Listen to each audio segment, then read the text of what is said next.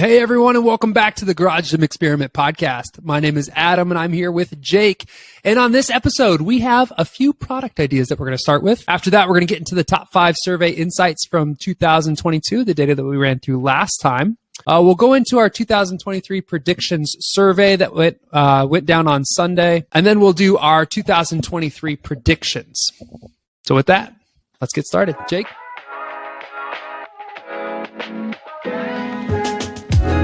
Welcome to the Garage Gym Experiment podcast, where we dive deep into the home gym scene. Each week, we put out Sunday surveys where you tell us your thoughts on products, builds, and all things home gym related. We're here to break down the numbers and to talk shop. So thanks for listening, and let's get started.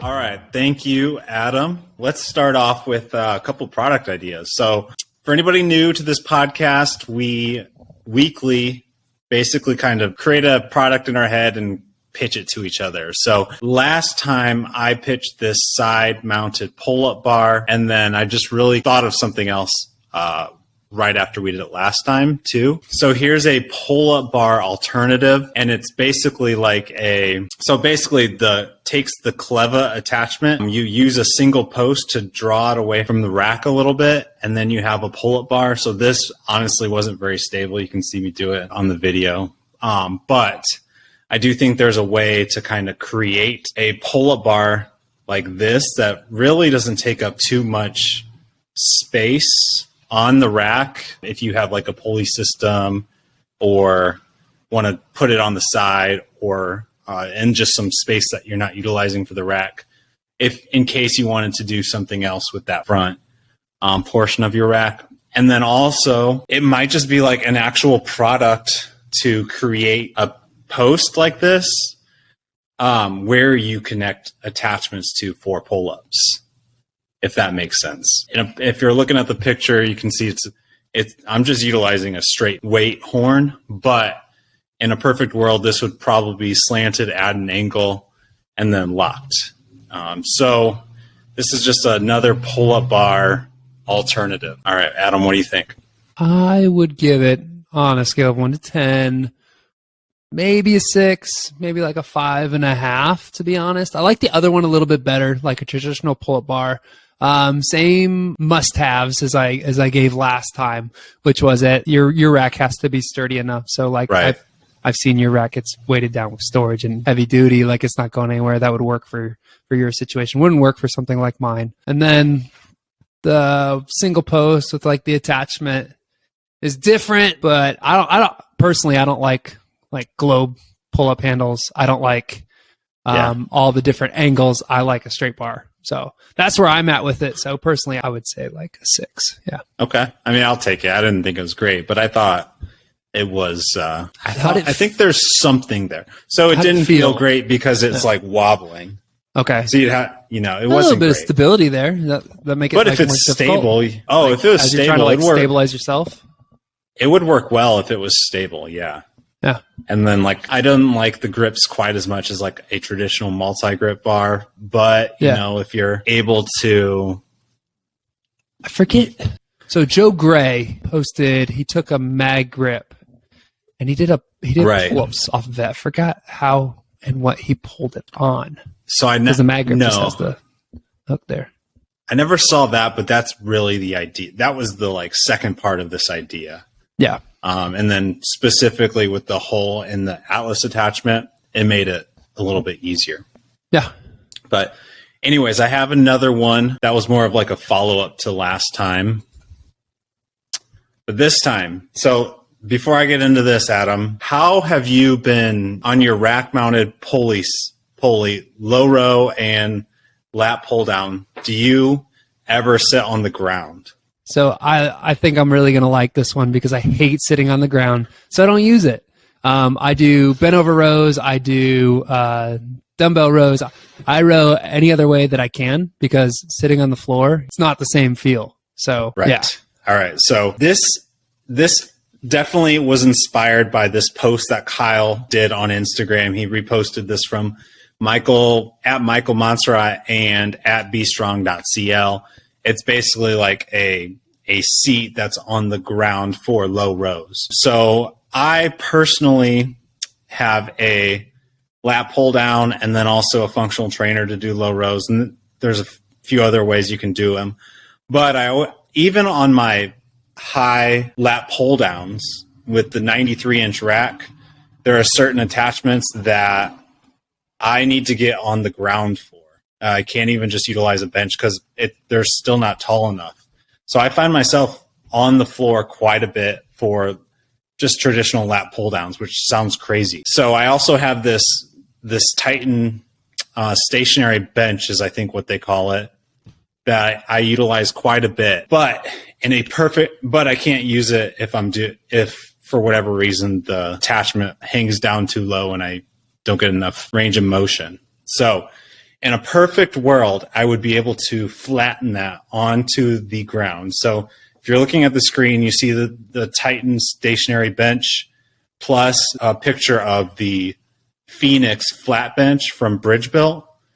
So it'd be really cool if you could basically utilize pins that are on the Phoenix flat bench and just like simply slide that to the ground. And you could utilize it for low rows and then also those high pulleys. And I don't even have that, like 93 inches tall rack is not that big of an issue.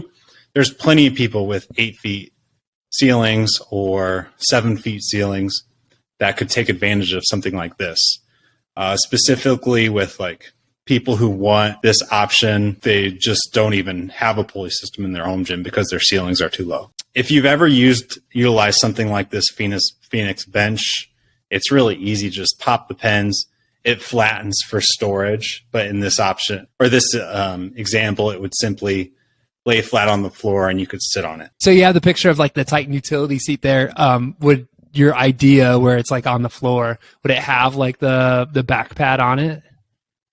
Like in your head? I would say yes, but in a perfect world, that would also have a pin that you could lower as well. Yeah. There's the debate, like when you're doing like low rows, like whether you're like sit upright and do it very strict, or you have like that like slight lean back. I do like a slight lean back, so I wouldn't want anything behind me. And when I was looking at the picture of the Inspiration and then the beefy pad of the Phoenix bench there, it got me thinking it really looks like the AbMat box squat pad. That's why I just like brought up to look at. And the AbMat box squat pad, it sits like, it looks, I don't know, probably about 6 inches off the ground. So something to elevate you a little bit, get you up a little bit higher. Something like that would be cool to do like low rows on. Right. I like the idea of having a seat closer to the ground, but not on the ground, because low rows just, they don't feel great, like especially on a rack attached version. So I like the idea. If it could be a different seat too, I wouldn't want a back support or anything like that on mine, but something. Yeah, it could honestly just, wouldn't even necessarily need the back support at all. If you know you're only utilizing it for like traditional lat pull downs and then also low rows and et cetera. So yep, I like it. Anything to make that movement feel a little bit better, like on a rack attached version, I would say would be a good thing. So in that case, I'll give it a 7. I think it. Nice. Yeah. All right. And then last week, so Adam and I have both battled the flu over winter break. So we're a little bit behind on these podcasts. But last week we did release our entire year summary for the year. And I'm just going to quickly go over the top 5 insights for the year. So if you haven't checked the blog post out or the previous episode, and you like this data, go back and check it out. Seems like kind of a no-brainer for anybody really specifically in the industry. But here's just some 5 trends, or just some key insights from last year. So basically, space was the second largest issue for most, behind the general price of equipment. And then we know that about 2/3 are working with 200 square feet or less. And then ceiling height is also an issue for many. We've seen a tremendous amount of growth with people owning specialty bars. So for example, the amount of people that own Zero in March of 2021 was about 54%. Last February, that was just 36%. If you can see on the screen, just in general, quite a bit of growth, and we'll see if we see it more in the years to come. Next up, we're seeing a lot less people saying that they are owning a home gym and also saving money. So there's been a 22% decrease in the amount of people that say that they've saved money over the past couple of years. And we are real big believers that it's more like people still value their home gyms even more. It's just they're seeing other benefits as opposed to just saving money. So I would argue that like you get into it thinking that you're going to save money, but then it turns from like a necessity of I need somewhere to work out to a major hobby that you want to spend your money on. It's always got like the classic car analogy, but the way I like to think of it is what you said last time, Jake, and it's the new man cave, where you're dumping your money in it because it's a space that you like to spend time in. So yeah, I mean, it started for me as a way to save money, and that quickly spiraled out of control. So I don't think this thing's going to save me money anymore. Sorry about that. It's a hobby. And, the data also said that 66%, something like that, see this as their favorite hobby to spend money on as well. So the amount of time saved is a lot. So about 51% say that they're saving between 15 and 45 minutes. And then another 35% save more than 45 minutes. So that kind of goes with our last survey question as well. Rep catching rogue. So Adam and I have discussed this on the podcast a lot. Like, we don't think rep is like creeping up on rogue's sales number, but we do think that and the data says as well that a lot more home gym owners are more likely to like fill their home gym with things from a company like Rep as opposed to Rogue. Again, I'll actually say, so last December, 62% said that they think Rogue will be the largest strength supplier of home gym strength in 5 years, whereas this November, only 50% said that. And then Rep in the same time frame went from 13 to 38%. And then also a month or two ago, with cost in mind, 41% said that they would likely fill their entire home gym with Rep, as opposed to 36% saying Rogue within the same poll. It's insane. Like, when you think about when Rep was just like first crawling onto the scene, Rep and Titan were like nearly equivalent. You know what I mean? And then Rep just focusing on, it seems to me, and you probably agree with this too, Rep just focusing on home gym owners. Like, that was like not as big as it was today, but as the number of home gyms continue to increase and their focus has only been home gym owners, their popularity has just like exploded. It's crazy to see what they've been able to do. Yeah, I think Bell's is going to make quite a big jump this year too, if I had to make a prediction, but we'll save predictions for the end. All right. Let's move on to those survey results where we asked basically questions about what people think is coming in 2023. All right, so I will run through these, and then you let me know if anything stands out to you, Adam. Sure. But most people did say last year that Rep had the best product releases. It wasn't too far of an idea. All right, so let me just run through these numbers, Adam, and you let me know if anything stands out to you. So number one, only 38% believe that someone other than Rep will have the best product releases in 2023, just like most believed last year. Next up, 62% think that Rogue will have a better showing in 2023 than in 2022 when talking about specifically new products released. So I did a blog post, and we did an episode on the top 25 products of 2025, and Rogue only had one actually.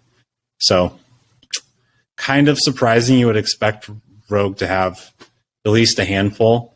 Titan actually had 0 in the top 25. So next question is related to Titan.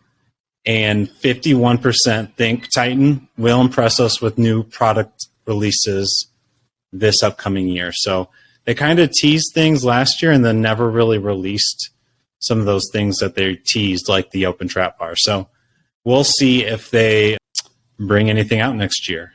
And then the last one on this slide is 55% say Bells of Steel will top their 2022 new product performance.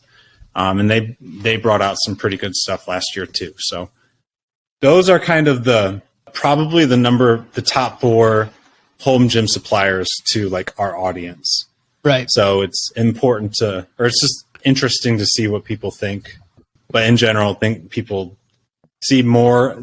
I think most people have a positive outlook as far as all of these companies for next year. Yeah. And Rep, go ahead. Yeah, Rep really started their teasing at the beginning of the year, and they really launched into 2022 with like that huge list that everyone said they had the best product releases for the home gym. So you just wonder, like, did they plan all this to have like this huge 2022? Did they blow their nut on that? And then, they're going to have like not as many product releases? Are they going to like, keep it coming? Bells of Steel had some really cool products towards the end of the year. So I think people kind of predict that momentum continuing for them. Rogue being such a huge company. And I think in like, I would imagine they have like a home gym division. I think they know they underwhelmed a lot of people. So I think maybe they come out guns blazing. Yeah, it'll be really interesting to say the least. It was a really good year, 2022, as far as like products coming out and companies trying to make these big moves. So we'll see if 2023 can live up to the year that 2022 was. Yeah, and honestly, Rep teased a few things, but in general, we don't really know what people have in store for this year. Like you said, it seems like Rep kind of released all their centerpiece pieces of equipment last year, and it's hard to like imagine what they would do this year. So we shall see. Well, they're teasing a lot of those things and some of them just like are out in the wild just now, like the Athena. It just made it to like their first homes. So it'd be hard to start teasing more things when you still haven't pushed out the original releases. But yep. All right. Next up, technology. Not many see a new piece of tech, or not many predict that a new piece of tech will capture their attention in 2003. 57% voted low, only 13% high, and everyone else was either neutral or medium. That's one that's just kind of hard to predict. Yeah. Which company making USA-made products will make the most noise in 2023? So 32. So I should say we asked kind of 4 rising companies, and then also one just larger one that isn't necessarily known for home gym products. So we asked about Bridgebill, AbMat, Surplus Strength, and American Barbell. Bridgebill was the number one choice here with 32% of the votes. American Barbell behind them at 29%. AbMat 22%, and then Surplus Strength 17%. So we'll see. All of these companies have kind of like teased cool stuff coming out next year. So it'll be cool to see what actually gets done and what people think about them. But it's cool to have more innovation in the companies making stuff in the U.S. outside of Rogue. And this is a pretty good list right here, the up and coming companies. Acquisitions. So do we think there will be any big acquisitions next year? We asked about Titan, Rep, and Rogue. So number one, just like do you think Rogue or Titan will acquire a smaller company in 2023? 40% think yes. And then we asked a specific question for Rogue. How many? So either 0, 1, 2 to 3, or more than 4. The most popular answer was about 52%, voting with 1. And then 31% said 2 or 3. Only 3% said more than 4. And 15% think 0. How many did they acquire in 2022? I mean, I know they acquired Ghost. Did they acquire anyone else? I mean, I don't know. They didn't acquire Kabuki, but they are able to produce and sell Kabuki bars now, like the Cadillac. Right. They're manufacturing the Cadillac bar, and right. I think they sell the Duffalo bar, or at least they used to, and it looks like they're going to start creating the Transformer bar. So interesting. We'll see about that one. Yep. And then we also asked what will have the bigger year: home gym hacks, vintage equipment, the used marketplace, or DIY equipment. So the easy number one answer was used marketplace here with 54% of the votes.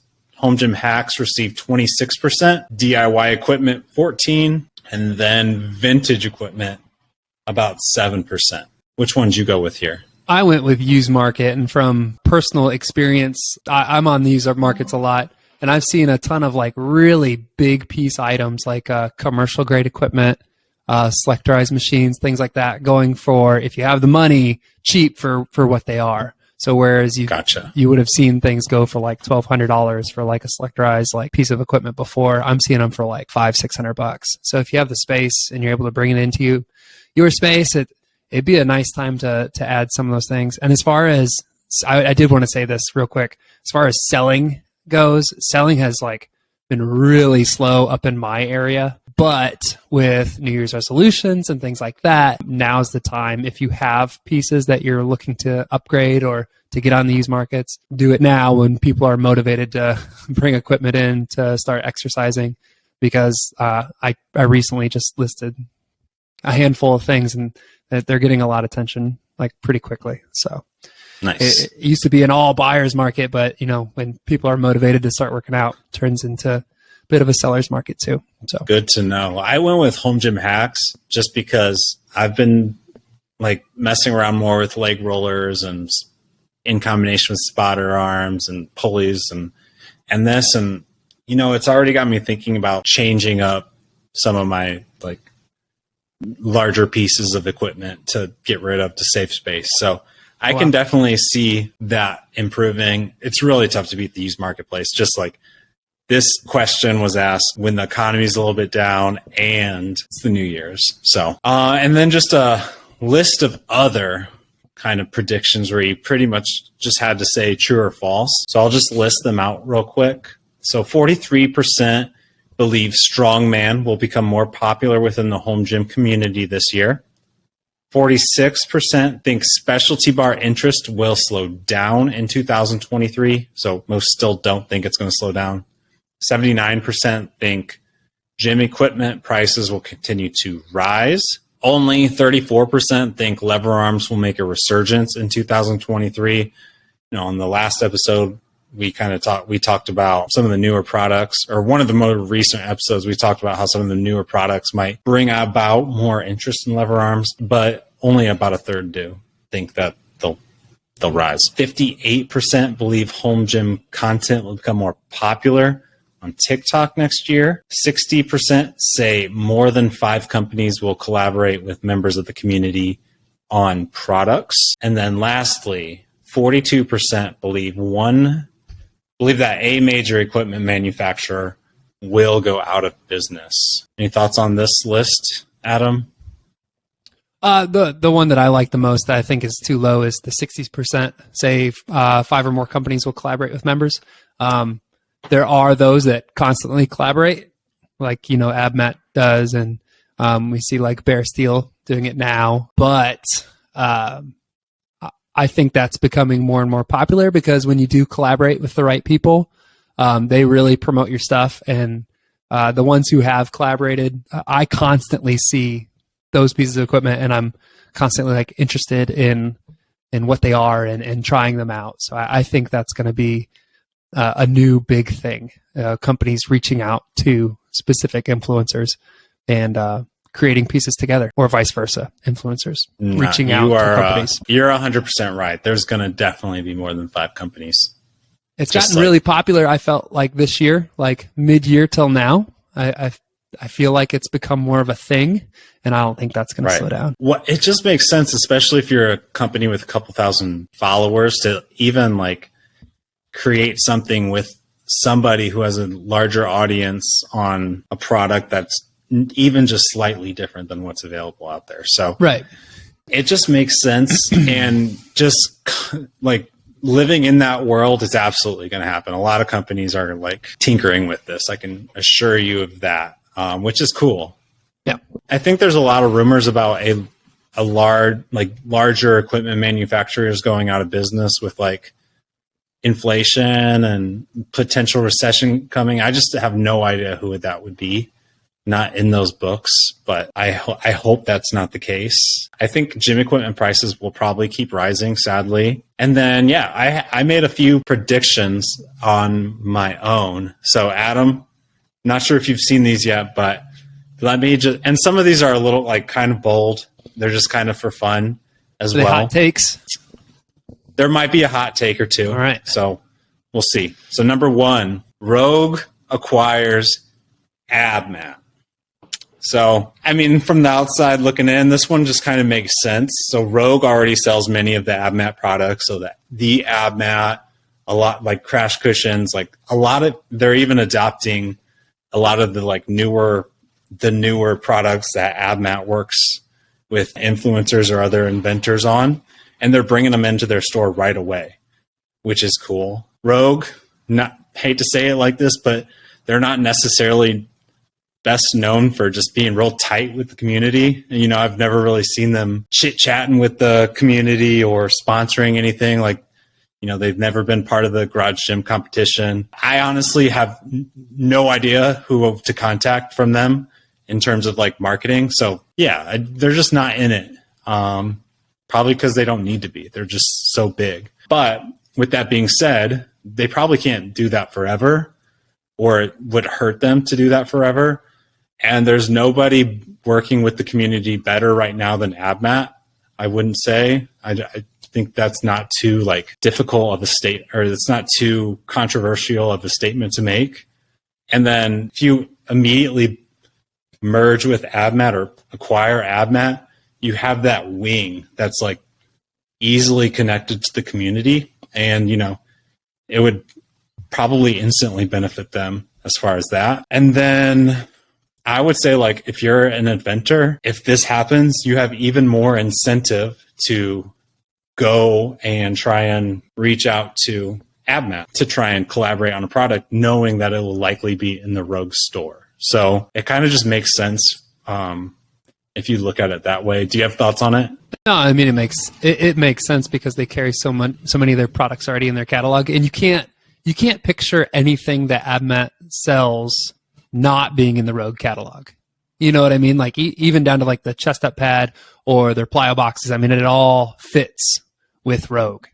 It would be American made. A nice marriage. Yeah.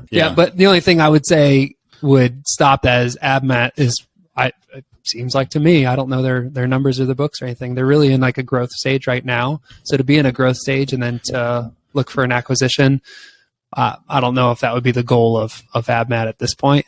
But yeah, the predictions, it's fun to think about. I like it. I mean, I would say like any of the larger companies, if you could finagle something with AbMat, it would be a good scenario. And Dylan's really talented, so you're getting a good staff too. All right, next up, so on our surveys, we typically find that individual or specialty strength machines are at the way bottom of like what is owned lists. And that makes sense because they take up a lot of space and they're not very specialized, or they're very specialized. So they're not very versatile, I should say. So I think there will be even less individualized strength machines in the home gym for a couple of reasons. So number one, I think more would rather simply add a second rack, something like a monster rack from Rogue, Rep PR 5000, and then just deck it out with attachments, or just something like a something on the G series from Force USA. So there will be one rack designed specifically for attachments and other accessory movements, and then another more simple, clean one where you'll bench, press, and squat. And the other one you might not even like have J-cups on the other rack at all.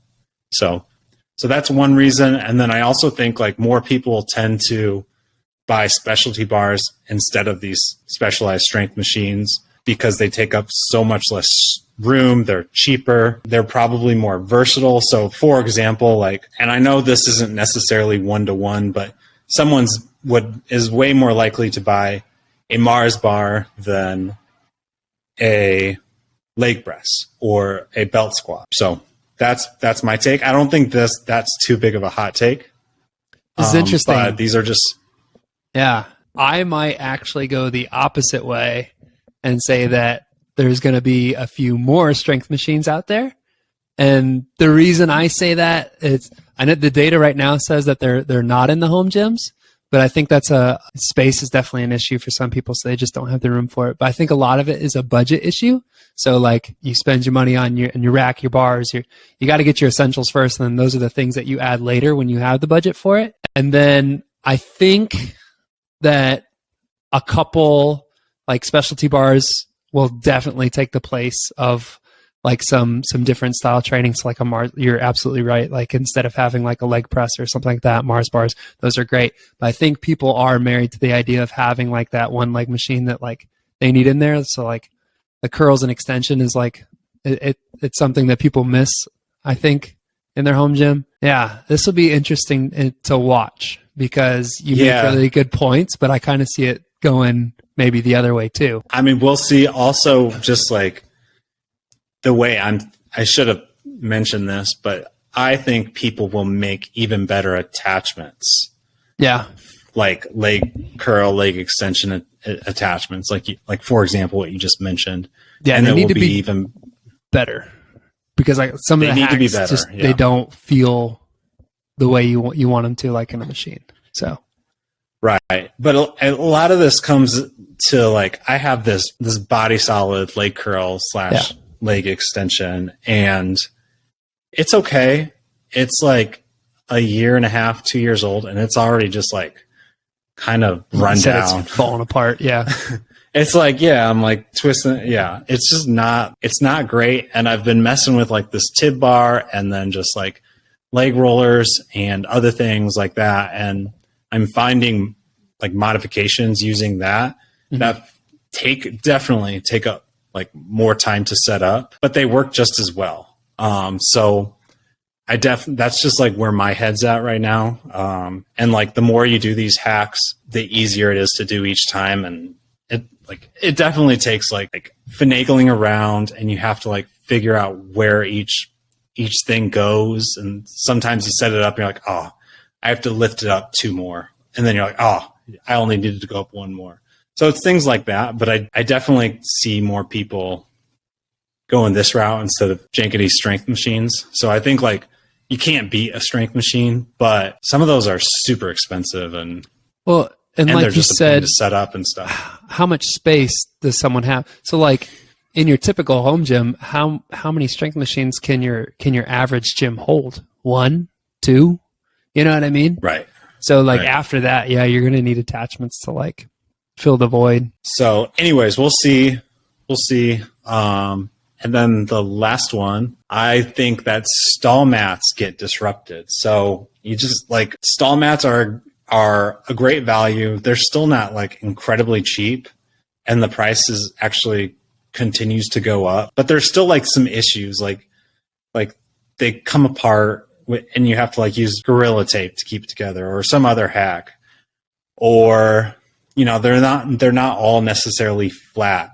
They don't smell great when you first get them. So there's like a lot of reasons why they're not perfect for a home gym. There's just nothing better right now as far as value. And I just think that someone's going to create something. I think this is one of those like opportunities where someone who's doing flooring honestly just needs to change up their branding and do it a little better. I think you're seeing a start of that with like Surface Co.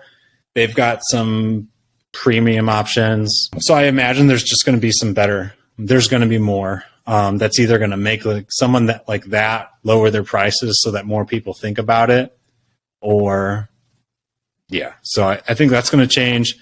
And then I also just think more people adopt the premium flooring option. So like the great thing about stall mats is that you can like piece it together over time. You don't necessarily have to buy a whole flooring for your home gym. But I think there's enough people that they've already invested. They love their home gym. They know they're not going to do anything, like they're just going to go all in. There's just more people interested. So I think there's just going to be more people who want to knock that out right away. They understand like the value of good flooring and get it done right away. And honestly, like the price difference when you go out and buy it all at one time anyways isn't quite as large as everyone believes. So like I personally did it with stall mats one at a time, but I think there's more people that can knock it out right away. Yeah, I mean, since the beginning of home gyms, we've been all going to Tractor Supply Company, this, and buying horse stall mats. Like it is pretty crazy that there hasn't been a flooring company or a gym company that's invested in something that you can get uniform for a similar price in your home gym. So yeah, I hope you're right. I think you could be right, because it makes a lot of sense that someone comes in and disrupts stall mats, where the number one thing that everyone says, isn't it, Tractor Supply Company, horse stall mats, like we've heard forever, it'll be, whatever, Surface Co. or this other company that has this flooring option that is going to be uniform, and you don't have to, wait for flat top, button bottom. And yeah, so I hope you're right. And yeah. And like, as you were talking, I was just thinking like, there's no reason that I don't think anyone's like gone and done the science and been like, oh, it only actually has to be 0.56 of an inch instead of 3/4 of an inch. Like right now we're just using the standard 3/4 of an inch. It's thick as hell. And there's got to be like someone who can go in and say, oh no, we can reduce costs this way. Do this. We already have our own factory. Let's do this now. And, create the kind of ideal flooring for garage gymmers and basement gymmers. Yeah. I hope you're right. So that would be awesome. Too bad for us. We already have horse stall mats going for whole space. I'm not picking up all my equipment, but for the next home gym person who's creating theirs, they could benefit from that for sure. I like this one. Right. And yeah, and like honestly, there was a company that came to me like a year ago. He was like, we make horse stall mats already, and we're just going to rebrand to be flooring. But like I'm taking it one step further and just saying this company, whoever it is, needs to actually just like change it up a bit, make it a little bit more ideal. Yeah. Well, that's it for me. Cool. Anything else? No. All right, guys, you heard Jake. That's going to do it for us today. If you liked tonight's episode, please be sure to keep your eye out for new episode releases wherever you listen to podcasts. Stay involved on our social media sites by following Garage Gym Experiment and taking part in our Sunday surveys on Instagram so that you can be a part of these conversations. Like, follow, subscribe to the channel on YouTube. Give us a 5-star rating wherever you listen to your podcasts. Get involved in our website for all your home gym content needs, and keep your eye out for the rapidly approaching Home Gym Con. Jake, do you have anything else left for these listeners? I don't think so. All right, guys, we're done. Thanks for listening, and we'll catch you next time. Bye.